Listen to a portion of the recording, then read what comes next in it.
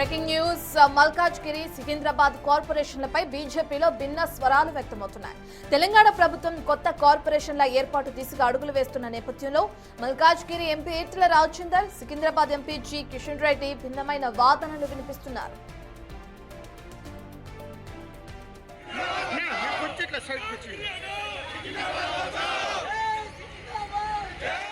దీంతో పాటు మల్కాజ్గిరి ప్రత్యేక కార్పొరేషన్ గా మార్చడంపై ఈటెల రాజేందర్ హర్షం వ్యక్తం చేస్తూ మినీ ఇండియాగా పేరున్న ఈ ప్రాంత ప్రజలకు న్యాయం జరిగిందని సమర్థించారు. అయితే సికింద్రాబాద్ కు కార్పొరేషన్ హోదా ఇవ్వకపోవడంపై కిషన్ రెడ్డి తీవ్ర అసంతృప్తి వ్యక్తం చేశారు.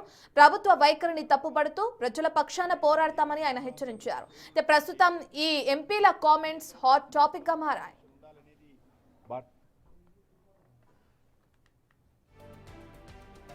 మల్కాజ్గిరి జిల్లా రాష్ట్రంలోనే పెద్ద జిల్లా.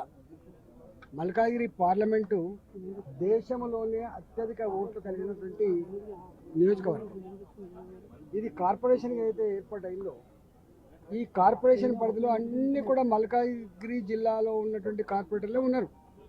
వాళ్ళని తీసుకుపోయి సికింద్రాబాద్లో కలపాలనేటువంటి డిమాండ్ సికింద్రాబాద్ యొక్క గొప్పతనం కానీ సికింద్రాబాద్ పేరు పెట్టాలనే దానికి మేము వ్యతిరేకం కాదు. కానీ ఇవాళ మల్కాజ్గిరి సెగ్మెంట్లో ఉన్నటువంటి అన్ని డివిజన్లు మల్కాజ్గిరి జిల్లాలోనే ఉన్నాయి.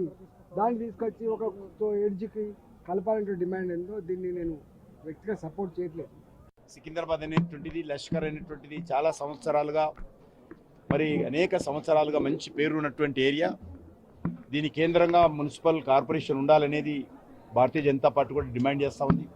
భారతీయ జనతా పార్టీ కూడా ఆందోళనలో పాల్గొంటుంది ప్రజలతో కలిసి.